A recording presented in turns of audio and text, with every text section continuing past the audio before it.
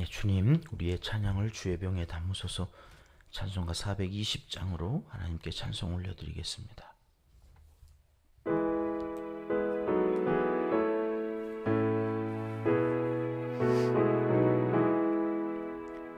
너 성결케 위해 늘 기도하며 너 주 안에 있어 늘 성경 보고 온 형제들 함께 늘 사귀면서 일하기 전마다 너 기도하라. 너 성결케 위해 내 머리 숙여 저 은밀히 계신 내 주께 빌라. 주 사귀어 살면 주 닮으리니 널 보는 이마다 주 생각하리. 너 성결케 위해 주 따라가고 일 다급하여도 당황치 말고 참 즐거울 때나 또 슬플 때나 너 주님만 믿고 늘 따라가라. 너 성결케 위해 늘 기도하며 내 소원을 주께 다 맡기어라. 너 성령을 받아 주 섬겨 살면 저 천국에 가서 더 잘 섬기리. 아멘.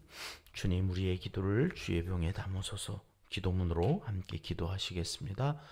거룩하신 우리의 아버지 하나님, 오늘도 가장 거룩한 첫 시간에 세상의 때가 묻기 전 하나님께 우리의 몸과 마음을 내어드리며 영과 진리로 예배를 드립니다. 찬송과 기도로 시작하는 우리의 하루는 그 어느 날보다 거룩하게 하여 주옵소서. 비록 땅에 살지만 하늘을 소망하며 거룩하게 살기 위해 힘쓰고 애쓸 때 주님과 같이 성결케 하시고 거룩하게 쓰임받는 한 날이 되도록 인도하여 주시옵소서. 세찬 바람이 불어와 믿음이 흔들릴 때에도, 욕망이 이성을 이기고 죄된 길에서 방황할 때에도, 예상치 못한 상황 앞에서 당황하고 힘겨워할 때에도 주님, 우리의 힘이 되어 주시고 구원의 뿔이 되어 주시며 높은 산성이 되어 주셔서 모든 상황에서 넉넉히 헤쳐나가게 도와주시옵소서. 오늘도 말씀 붙잡고 한 주간을 돌아보며 주일 아침 하나님께 올려드릴 예배를 위해 거룩하고 순결한 그리스도의 사람들로 살아가게 도와주시옵소서. 은평의 모든 성도가 거룩하신 하나님께서 내가 거룩하니 너희도 거룩하라 하신 그 말씀을 기억하게 하시고 거룩하신 하나님께 더 가까이 나아감이 거룩함의 비결인 것을 알게 하여 주시옵소서. 온 성도들의 삶의 자리에 찾아가 주시고 만나 주시고 그 마음을 감화 감동시켜 주셔서 주일을 성별하고 구별하여 성전에 올라 생명의 주인이신 하나님께 모든 것을 맡기는 믿음의 사람들이 다 되게 하여 주시옵소서. 내가 주일을 지키고 예배를 드리는 것이 아니라 예배 드리는 우리를 하나님께서 지켜주시고 내게 복을 주신다는 사실을 인정하고 그 사실 앞에서 순종하며 살아가게 도와주시옵소서. 우리가 돕는 선교사님들의 사정과 형편을 아시는 주님, 여기서 기도할 때 거기서 역사하여 주셔서 영적으로 곤고하지 않으며 육신으로도 피곤치 않도록 힘과 능력을 덧입혀 주시옵소서. 농촌교회와 개척교회, 수많은 미자립교회 위에도 자비와 긍휼하심을 베풀어 주셔서 낙심하거나 좌절하지 않도록 끝까지 책임져 주시옵소서.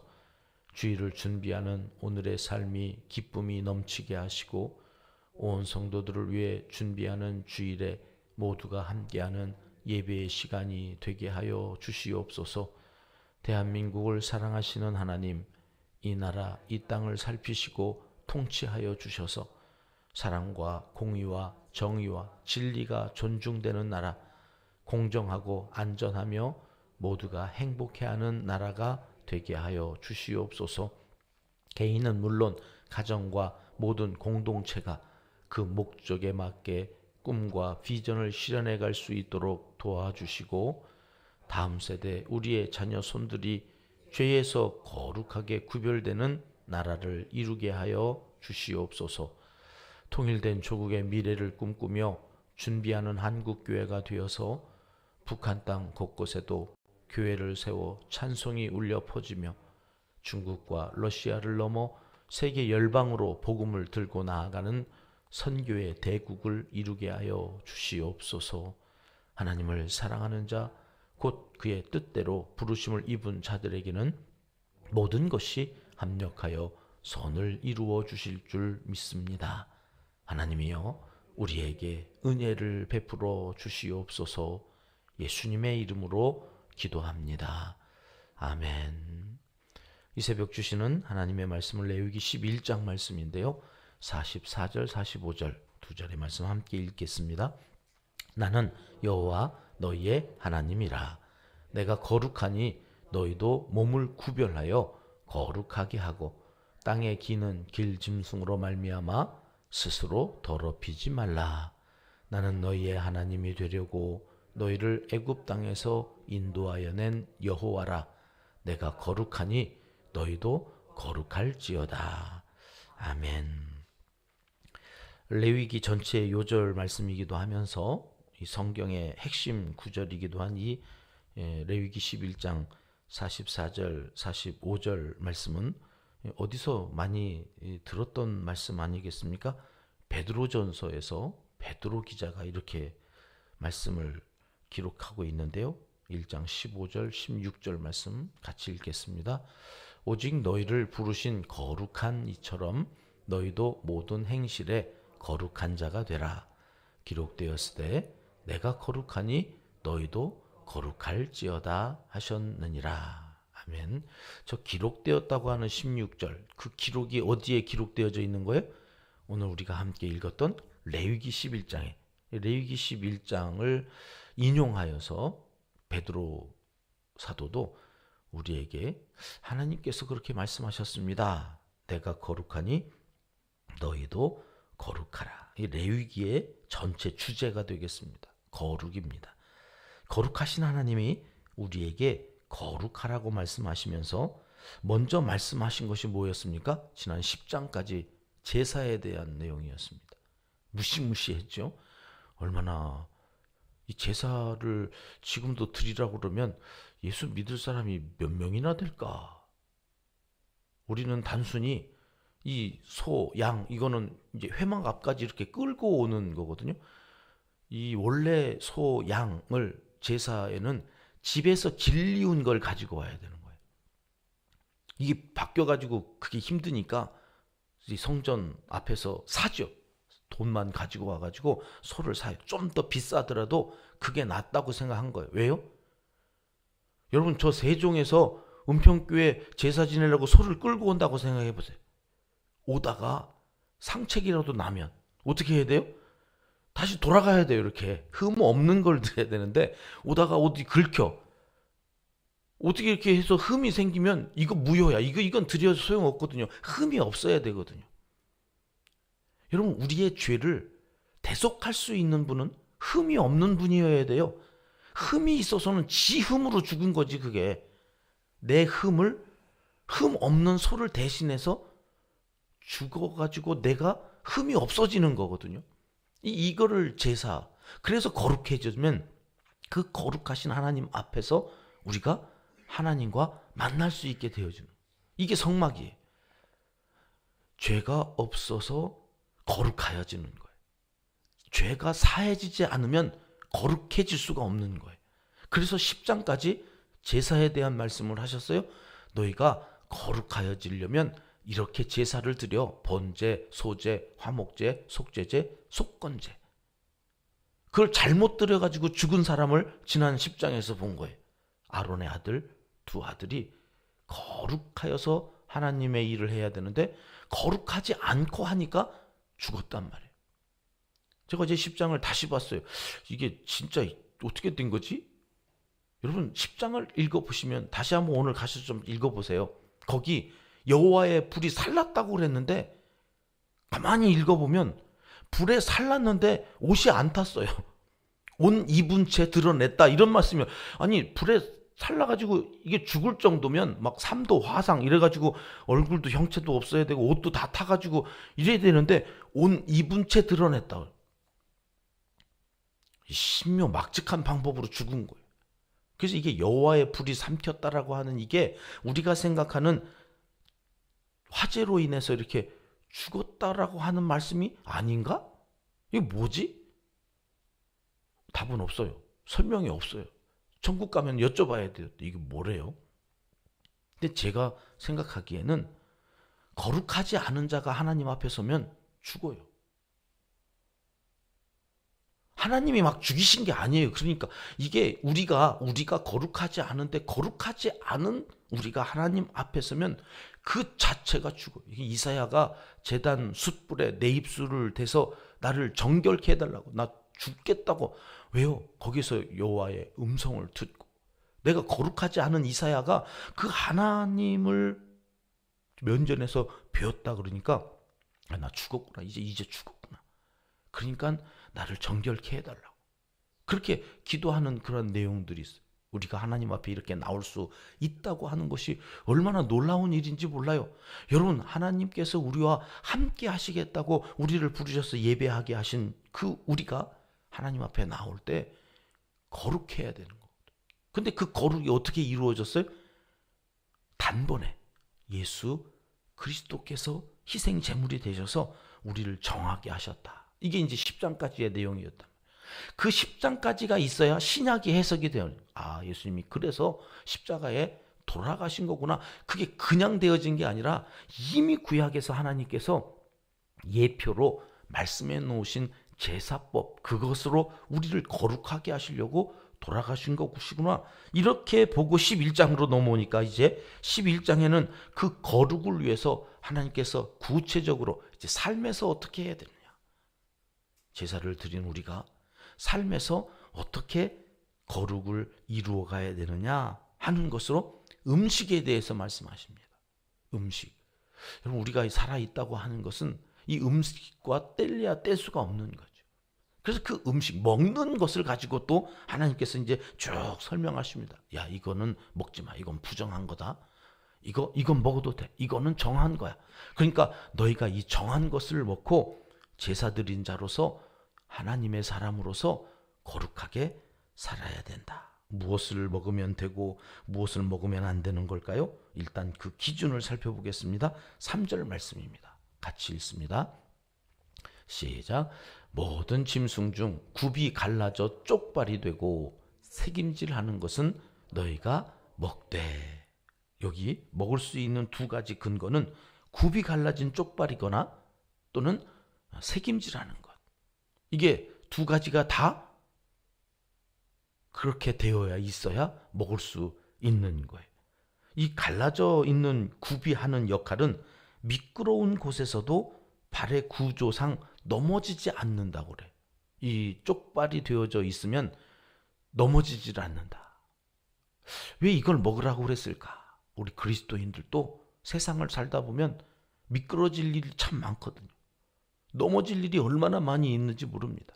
그때에 쪽발이 되어져 있는 것을 먹으라고 하신 그 하나님의 마음에는, 아, 우리의 믿음이 잘 넘어지니까 넘어지지 않아야 된다고 말씀하시는 것보다. 이 험한 세상에서 넘어지지 않고 신앙을 지키며 살아야 한다는 의미로 굽이 갈라진 쪽발인 짐승만 먹으라, 그렇게 해석을 하는 신약자들이 있습니다. 그럴듯하죠. 대새김질하는 짐승을 먹으라 하심도 세상에서 살아갈 때 하나님의 말씀을 계속 되새김질해야 한다는 의미랍니다. 하나님의 말씀을 또 묵상하고 또 듣고, 그래서 우리 교회는 반복을 즐거워하죠. 계속해서 그 말씀을 되새김질하면서 살아가야 믿음으로 이 세상에서 넘어지지 않고 살아갈 수 있다, 그런 말씀이랍니다. 꼭 그래서 그런 것은 아닐 것입니다만은, 하여튼 하나님이 먹어도 좋다 하신 정한 것이 있고 먹으면 안 된다, 부정하다고 말씀하신 것이 있습니다.